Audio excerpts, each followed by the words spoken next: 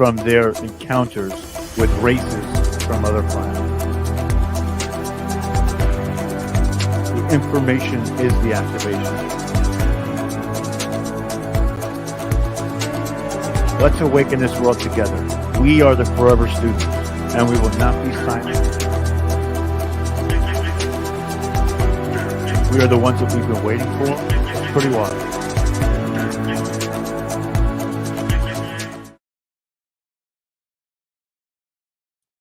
I wasn't unmuted there for a moment, but welcome everybody to Full Spectrum Universe. My name is Rob Yox. We are the embattled broadcast that explores the past to remain in the present, to dictate the terms of what our future looks like. And it's pretty crazy that we haven't done one of these in a while, but tonight we're going to go into the creation myths yet again. One of my favorite things to do is to explore the past. I have been compiling a list of ancient Native American mythos, comparative mythology, and legends to go over because I feel that there is a prominence in today's society for this connection of where we come from, first off, but the connection to the Great Mother, which is Earth, Gaia, Tara, whatever you like to call her. There is a great connection. These peoples had such a great connection and a simplistic connection to this reality. And also, while diving into some of these narratives, tonight we're going to be going over the Navajo creation myth. I stumbled upon a point where you can see that they're actually referencing cosmic portals. So what we usually do is we usually do like a presentation slideshow. Tonight we're not going to do that because I'm going to be reading heavily from the manuscripts of the ancient Native American Navajo tribe. So I'm going to be sprinkling in pictures that are going to come up before my head right here for everybody to take a look at. And yes, we are going on a little bit earlier this evening. I would like to get back to the 7, 8 o'clock times as opposed to the 9, 10 o'clock times because I feel like there's a little bit more availability around those times for people to come through and hang out with us. So it's really great seeing everybody here. I see we have the Andromedan line, a couple of others in the background.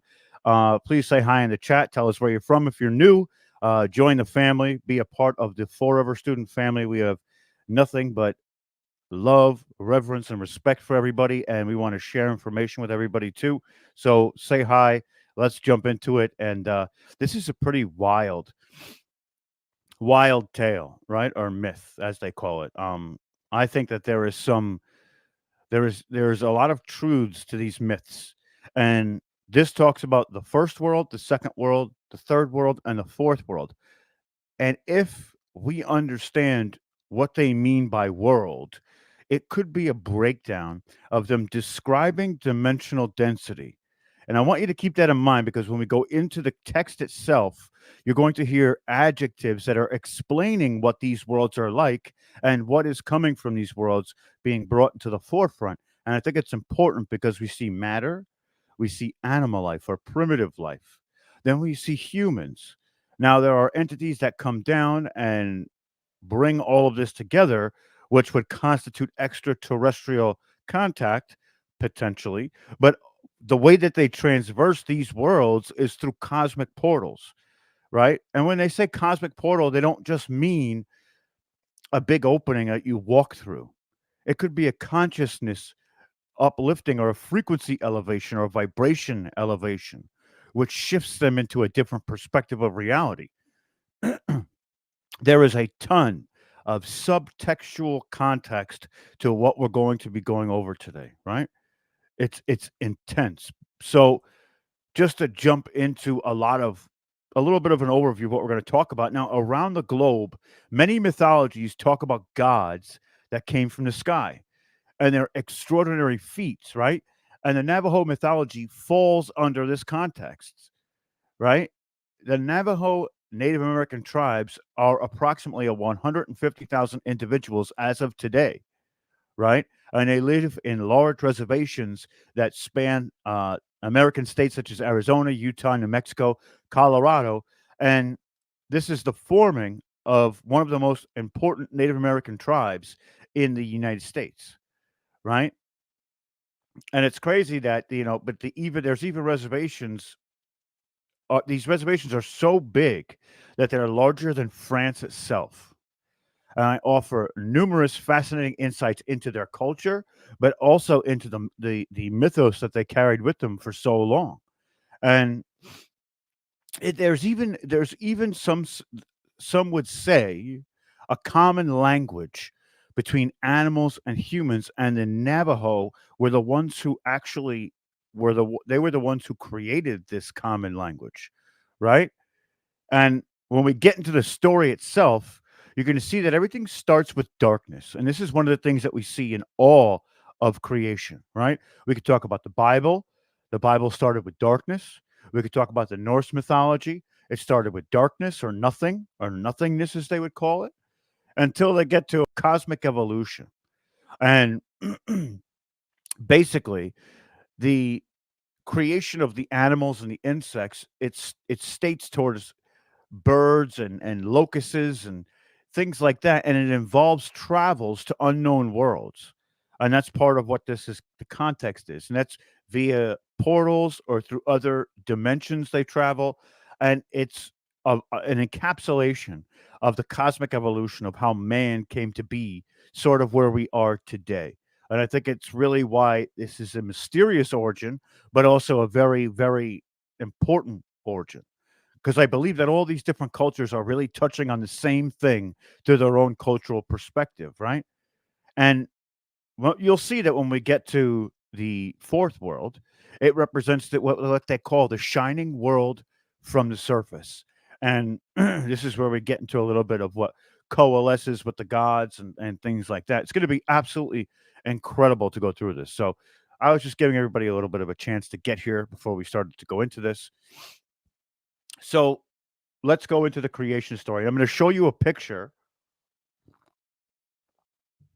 of how the Navajo depict this story, or how they're basically explaining the entirety of this story with one picture. And it's wild because they say that a picture is worth 1,000 words, right? So when we say that to you, there is an entire lineage and story behind this picture. And as you can see, just a quick breakdown, there are four corners.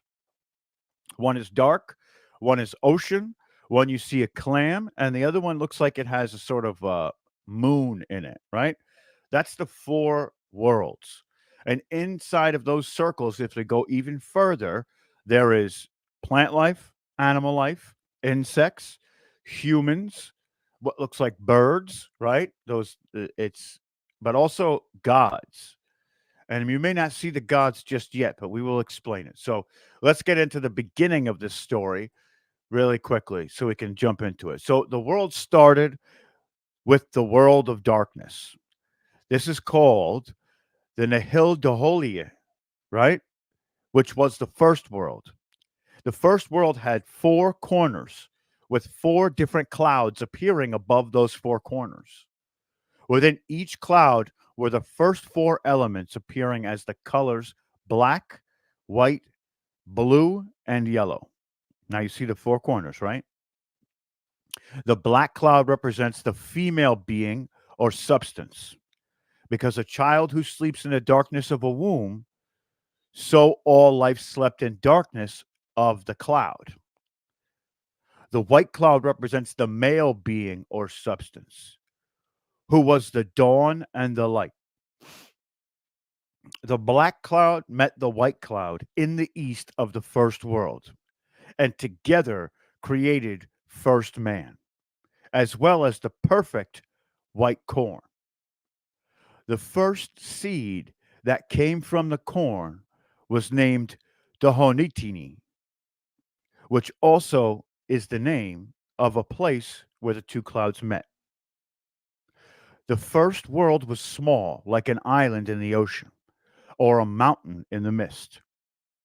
On this world grew one pine tree, which will become important when the present world is created. Now, to me, that sounds as if that could potentially be the tree of knowledge or the tree of life, right? So we see a lot of this happening when we talk about the ancient Iroquois and the one tree that was uprooted to create the whole, where the spirit or all father or God as they call it, the great father spirit, or and the sky woman would be sent down into Earth, which is an ocean, to create the land or an island, which they believed was North America. So let's keep going here. Now we're going to bring up the next tapestry, which is also kind of wild, right? Represents the four corners again. This is very important to them. So the first man was not in his present form, and neither were the beings of this first world. They call these beings the mist people, and they had no definitive form. They were etherical in nature, but would later transform into the humans, the beasts, the birds, the reptiles of the present world. Now, what we're doing right now is we're going to going through an overview very quickly, right? This overview is going to give us the context of the story. And then what we're going to do is we're going to jump into what we call the emergence. And the emergence is the elongated story of this. The reason that we're doing the overview first is because some of the terminology doesn't give us the lending ability of translation.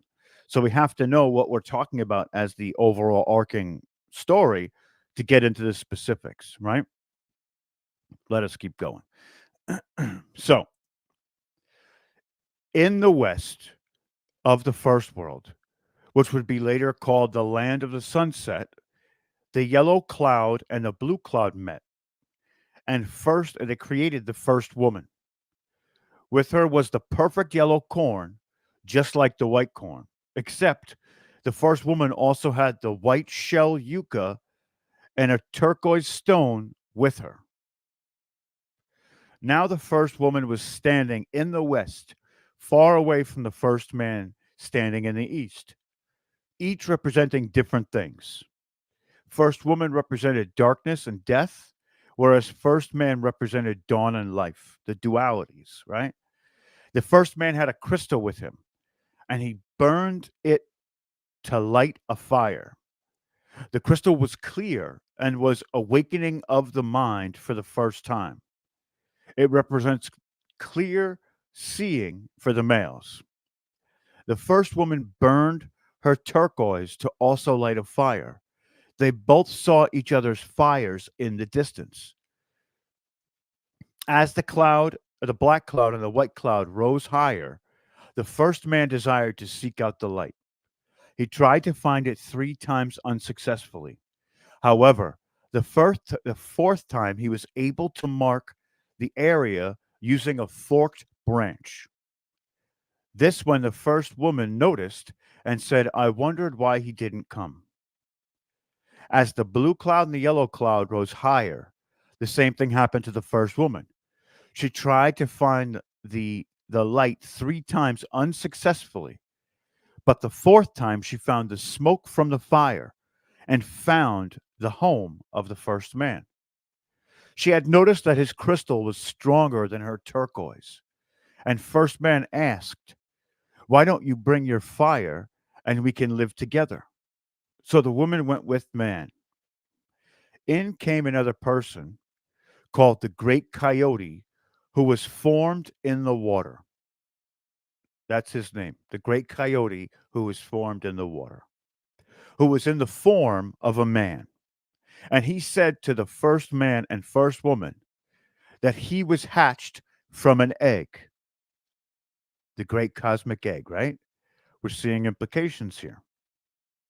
And knew all that was under the water and all that was in the skies. First man decided that this was also to be put before all things in life, right? So this is where it starts to get a little bit more complicated. We're going to change the pictures really quickly. And you can see this is the fires of the man and the woman, right? Another great illustration. And we also have the gods watching over in the back, one of which is the rainbow god, which we'll talk about later. But in the background, you see the great eggs, right? The cosmic eggs. This is a representation again. So as we keep going, after the great coyote came And while the three began planning the future, another fourth being came to the house. He was also in the form of a man, but was wearing a hairy coat with a belted waist, and then promptly fell to his knees. His name was First Angry, or just Coyote. He said to the three, "You believe that you were the first persons. You are mistaken. I was living when you were formed." After that, four more beings came together, who are called the Wasp people. These Wasp people knew the secret of shooting harm into others and causing evil. So they were very powerful. Four more beings came after that, who were wearing red shirts and had black eyes. They were called the spider ants, who knew how to sting. And from this came more and more multitudes of beings who all quarreled with each other constantly. This is the story of the first man, right? Or the first world itself. And which is only the beginning of this story, right? It continues to the stories of the blue second world, the yellow third world, and the fourth white world. This is the story, the origin story of the Navajo. So this was sort of an overview of the first world. Now we're going to get into the second world, which gets wild, right? It gets really, really wild from here. This is called the emergence. So in the middle of the first world, white arose in the east and was again regarded as the blues and things like that. We just talked about a lot of this stuff, but we're getting to the spot where the corn is also representative too of life itself. So basically there was a movement of all of these clouds to create these entities. And as we keep going, we see that there is a lot more here. This realm is basically the realm of what we understand to be the gods. The first world begins outside of time and space. So the first world had water that flowed from the central source in directions. One stream flowed to the east, another to the south, and then another to the west. There were dwelling places on the border of the stream that flowed from the east, on that which flowed to the south, and on that which flowed to the west also. To the east, there was a place called Tan or corn. To the south, there was a place called Nahadola. And to the west was a place called the Standing Reed. And again, on the east, there was a place called the Esalahi, the One Pot. To the south was a place called They Often Come from the Water. And to the west was a place called the House Made of Redwood. They talk about all these places that are, all these places that were there. And then they also talk about the people that live there, such as the dark ants, the red ants, the dragonflies, the yellow beetles, the heart beetles, the stone carrier beetles, the black beetles, the coyote dung beetles, the bats, the white faced beetles, the locusts, which are important, and the white locusts. These 12 people started what was life for the Navajo peoples, right? And to the east, there was oceans, and basically, there's a whole layer of scenery. So when we get to the next portion, we talk about these different worlds that they have. And the Navajo mythology talks about this existence, right? And their discovery of other planets and civilizations. So wanting to escape from this first world, and the first world began to be hot craters after a while because there were factions that were fighting with each other, right? And its inhabitants flew until they reached the highest part of their world looking for an exit out of the sky. And still the sky was solid at this point, and they had to search until they saw a blue light from which a blue head came out. Now, if we know extraterrestrial life, we know the blue head, right? We understand what the blue head signifies. So this is a little bit of what the people were starting to search for. And this is where we get into some of these representative style pieces of art, right? So the blue head comes out, which was the crossing point or the portal to another dimension, right? And in this way, the inhabitants of the Navajo's first world succeeded in crossing over to the second world where the war against the birds began. Now, we talked about the first world, and the first world was filled with insects, right? Locusts, beetles, things like that. That's what we were talking about. But what that really is a representation of the entities that lived there. First, there was the two that were created. I'm going to bring it back to me for a second. There were the two that were created, one of light, one of dark. That's the duality of everything. They met the exterior exponents or the exterior peoples of others that had been created because of the 4 points, right? So when they're signified these peoples as using representation or animals and beetles and the wasps and the ants, these are all the different representations of the different gods or peoples that the first Navajos were. And it's a wild, wild ride when we start going down it. And it's there's so much to unpack that when we go back, a lot of it is talking about to the east, to the west, to the south, to the north. So we're trying to that's why I started kind of going into those specifics, but it sounds a little redundant, so I'm trying to overview it a little bit. And while I may not be getting it completely 100% on the money for the representation of it, which hopefully we can go back and dive into that stuff a little bit more, I'm trying to give you a more palatable understanding of what they're trying to say, right? So as we keep going here, the head came out, and now we go to this place, which is the second world. And as you can see, the bird symbolizes the second world. So the Navajo mythology was entirely this the second world was entirely blue and was inhabited by birds. The bird people did not allow the other peoples from the first world to settle in this world. This is also because of famine, which would represent the desert or arid climates, right?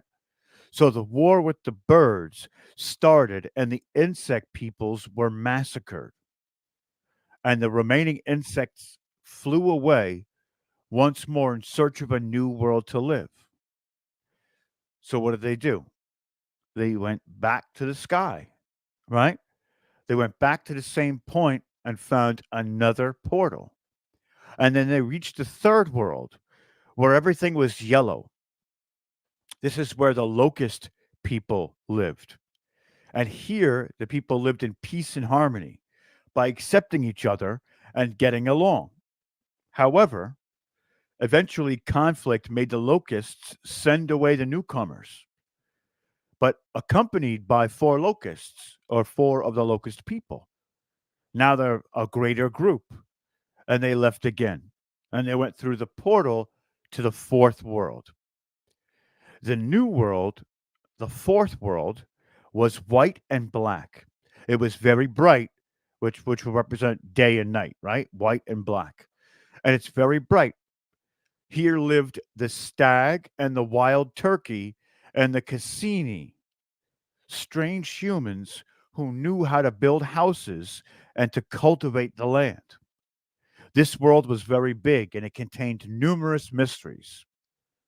So, up to this point, we can observe the fact that the Navajo mythology refers to a multitude of worlds and transitional moments, right? These include the moment in which the a world can become uninhabitable and the necessity to leave a world for the survival of civilization, and then portals, wars between inhabitants of various worlds, alternative dimensions, and other things in which the present day we these are popular scientific methodologies right now when we go into it, right? And it's a vast understanding of what they had before we understood what it was by using today's scientific terminology, right?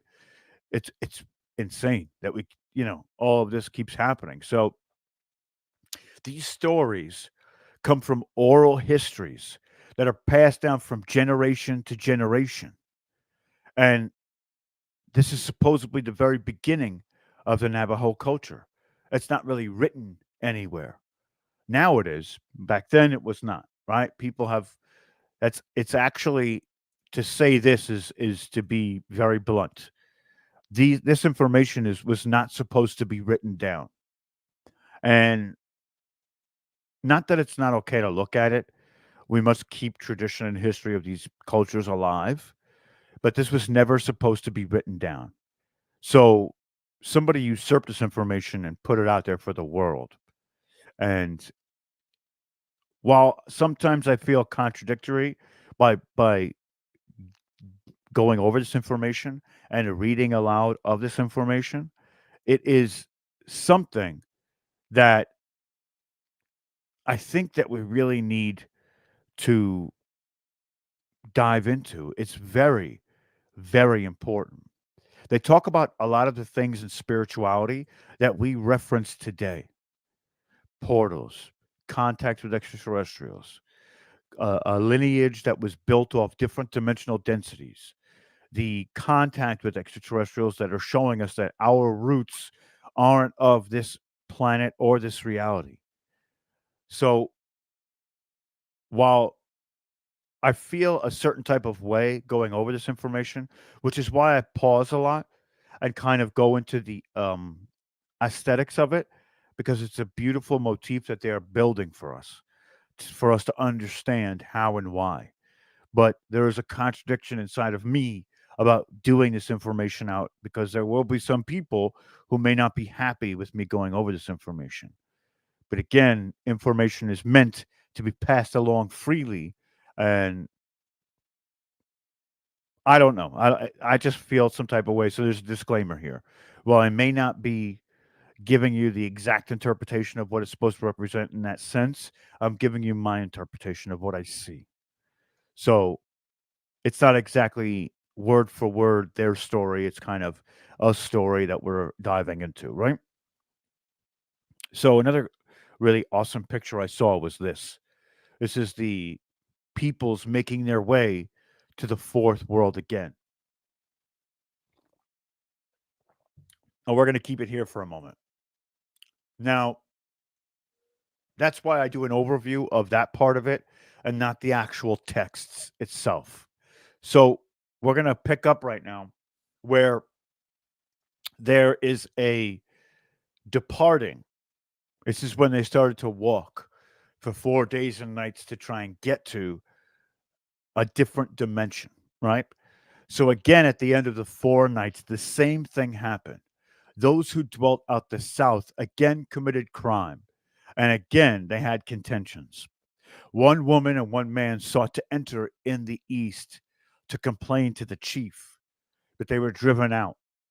In the south, they sought to go where the blue heron lay. This is back in the bird world, right? But again, they were driven out. In the west, where the frog was the chief, and again they tried to enter, but again they were driven out. The north, again they were driven out. The chief said, "None of you shall enter here. Go elsewhere and keep on going." That night at Naholadala, they had held council, but they arrived at no decision. And at the dawn, they began to talk. "You pay no attention to my words. Everywhere you disobey me. You must go to some other place. Not upon this earth shall you remain." Thus he spoke to them. Among the women, for 4 nights, they talked about it. And at the end of the fourth night in the morning, they were rising. Something white appeared in the east. It also appears in the south, west, and north. It looked like a chain of mountains without a break stretching around them. It was water that surrounded them, water impassable, water insurmountable, flowed all around. All at once they started. They went in circles upward till they reached the sky. It was smooth, and they looked down, but there the water had risen, and there was nothing else but the water there. While they were flying around, one having a blue head thrust out his head from the sky and called to them, "In here, to the eastward, there is a hole." They entered the hole and went through, up to the surface of the second world. The blue one began to the head. It's the Hastosis Dan, or the Swallow people. The Swallow people lived there. A great many of their houses, rough and lumpy, lay scattered all around. Each tapered toward the top, and at the part there was the hole for the entrance, because they're birds, they can fly in and out, right? A great many people approached and gathered around the strangers, but they said nothing. The first world was red in color. The second world into which the people had now entered was blue. They sent out two countries or two couriers, a locust and a white locust, to the east to explore the land and see if there were in it any people like themselves. And at the end of 2 days, the couriers returned and said that in one day's travel, they had reached the edge of the world, the top of a great cliff that arose from an abyss whose bottom they could not see. But then they found in all of their journey no people, no animals, no any kind of trees, no grass, no sagebrush, no mountains, nothing but bare level ground. Now, just to bring it back to me for a second, in the 1600s, when people were sailing their ships across the world, right? They believed the earth flat and that they would come to the edge of the world and sail right off. Just as these couriers explained that they had reached the ends of the earth, right?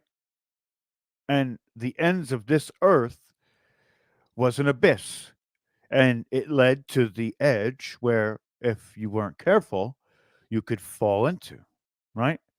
Now, how many people have seen the flat earth map with the four circles on it and all of the lands in between those circles, and how there would be either an ice wall or a great crater at the end of those circles, and how we're supposedly living in that center circle, and all of the circles outside, which actually is a representation of Atlantis, but all those circles outside lead to the edge, right?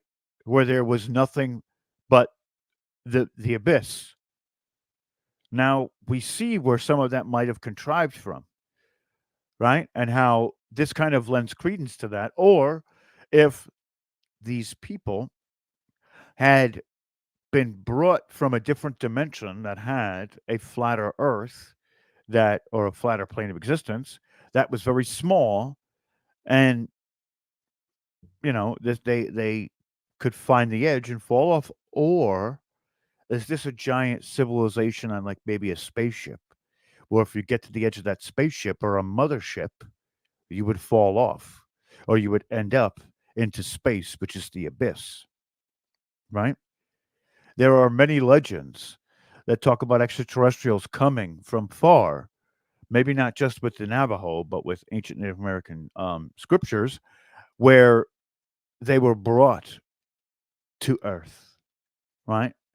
And if you're on a mothership, there is an edge that you can't go through, right? And they could use technologies, which is how some of these ancient Native American tribes, especially from South America, like the Mayans, disappeared in the first place, right? It goes all over the place, and this story is epic. It's epic. So this is the meeting again, but there's the animals, there's the birds, all the things that we know. And I like to cycle through these things because it gives you something to think about. We're going to come back to this picture, but there are also myths of ancient Native American giants, or Nephilim as we know them. All of it lines up, right? All of this lines up together with what we've seen, what we've heard. That's why they're important. So as we go back,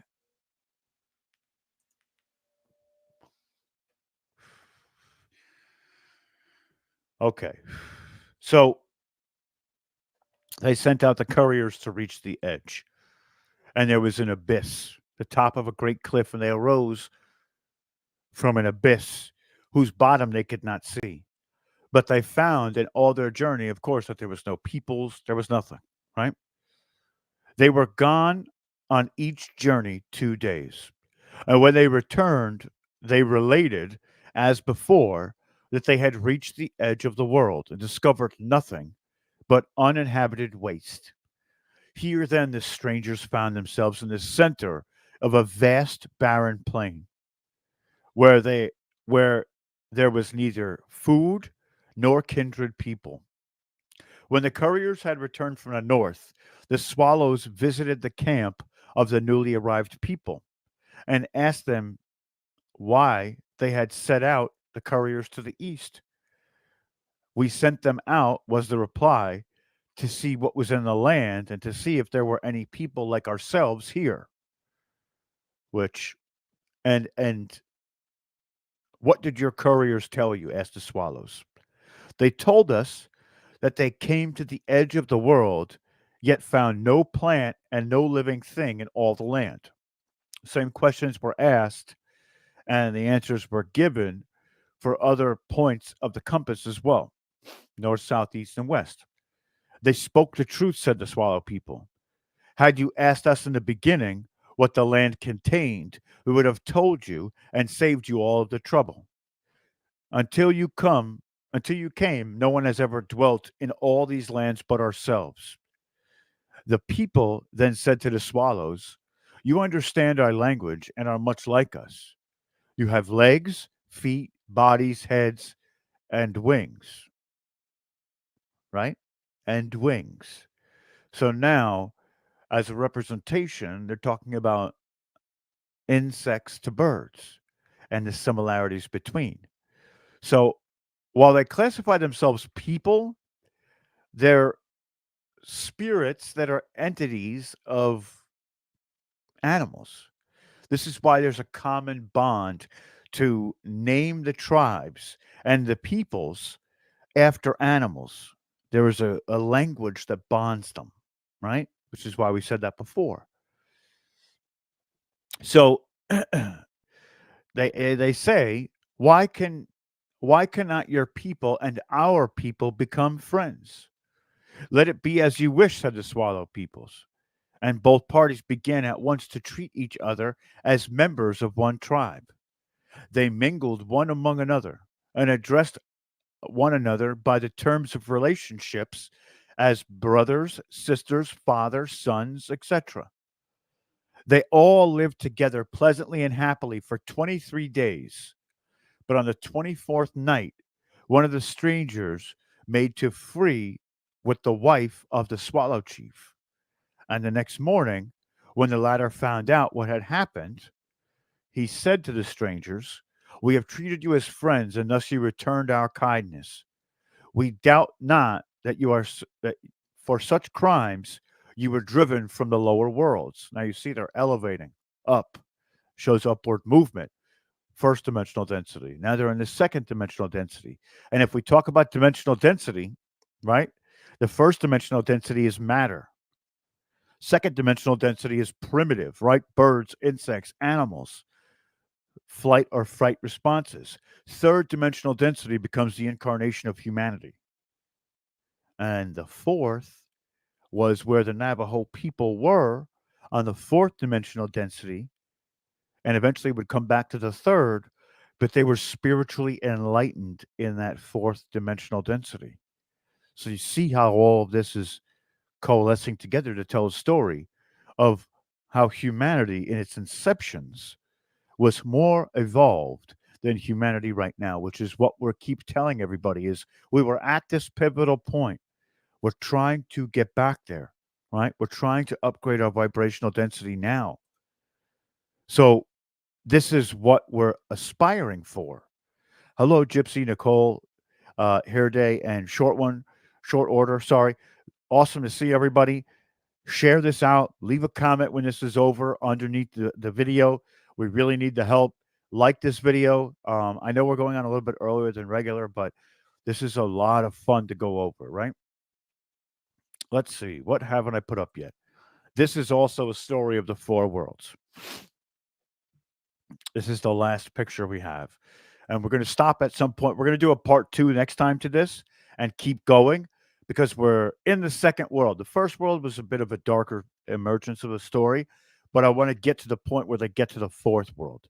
So when they leave the second world is where we're going to stop, and then we'll do the third and fourth world next time. So where we're at now, the one of the um, insect people laid with the bird woman and did things that they weren't supposed to do, right? And now the chief is telling them, we've treated you as friends and you did not return our kindness. You created crime, which is probably the reason why you were told to get out of the first world. And they say to them, this is our land. We will have you here no longer. Besides, this is a bad land. People are dying here every day. And even if we spare you, you cannot live here long. The locusts took the lead on hearing this. They soared upwards, and others followed. And all soared and circled till they reached the sky. And when they reached the sky, they found it. They found it, the portal, right? The cosmic portal. Like the sky of the first world, smooth and hard with no opening. But while they were circling round and round under it, they saw a white face peering out at them. It was the face of Nilitzi. I can't say it right. I don't speak the proper tongue. The wind. He called to them and told them if they would fly to the south, they would find a hole through which they could pass. So off they flew as bidden, and soon they discovered a slit in the sky, which slanted upward toward the south, and through this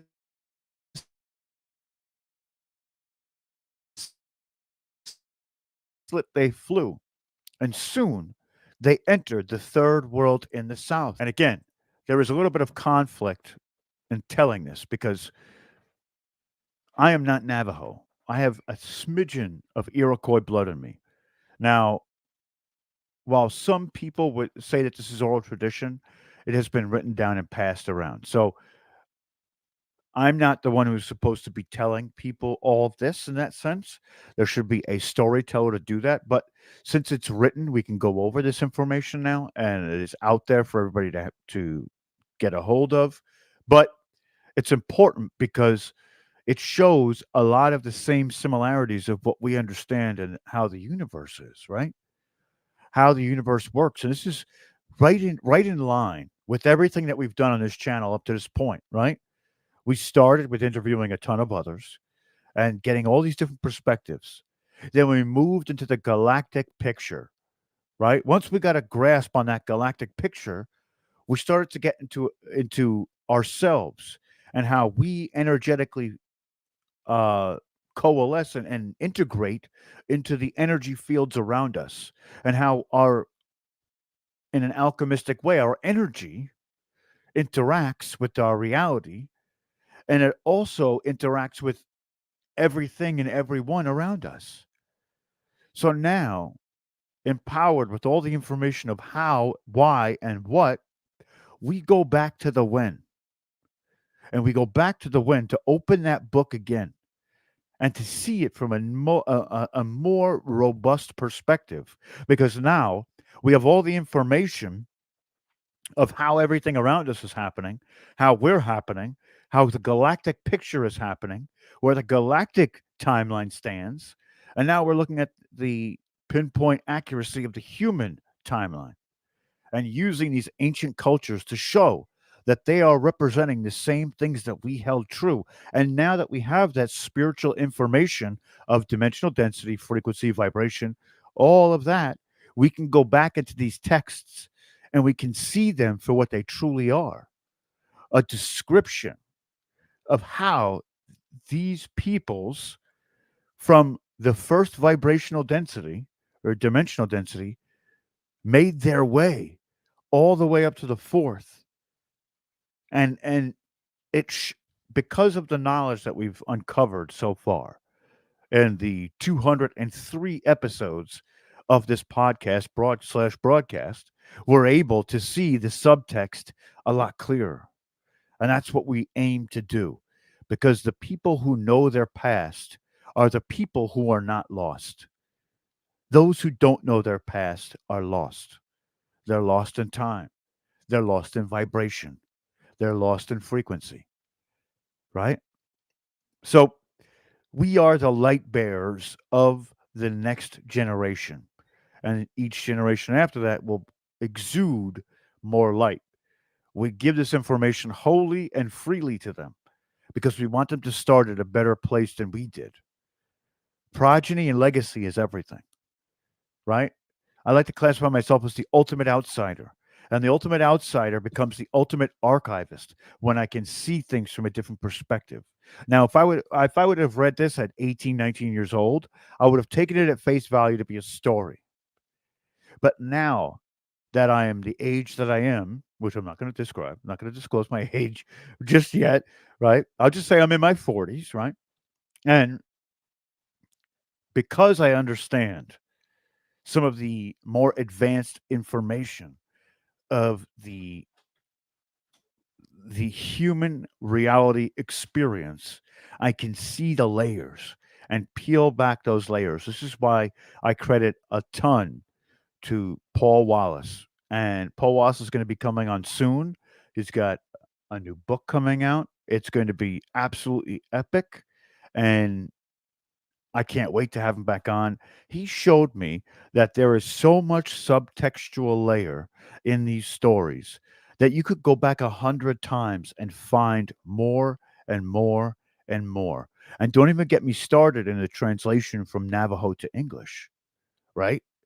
There is probably some context that we're losing in that translation as well, which is why it's not exactly the same story as is told in the Navajo circles, which is why I'm able to bring it to the people, right? It's not the exact story of it. So that's how I see this is how I work out this dilemma inside of myself, that this ancient Native American heritage is sometimes very tight-lipped. They don't want these things getting out. But that's why we're able to go through it. So with all that being said, again, like, share, subscribe, and when the stream is absolutely finished, go underneath the go underneath it and leave a comment, right? Even if it's a smiley face, a heart, you give us an algorithmic boost. Not here in the chat that you see while this is on. After the stream is over, go down into the comment section, and uh, there is a lot of algorithmic boost from those comments. We need to get this information out to people, right? We're all here to achieve the same goals, and that's to expand our potential and expand our minds with this information and give us the pathways to our own ascension and enlightenment, right? So, with all that being said, I love you all so very much. Thank you all for coming. We're going to do a part two to this next time in the next couple of days. We're going to get some more pictures, kind of go through it in the same manner. And I love you all so very much. And I'll see you all next time. I hope you all have a great evening and have a wonderful week. I'm Rob Yox. This is Full Spectrum Universe. We'll see you next time.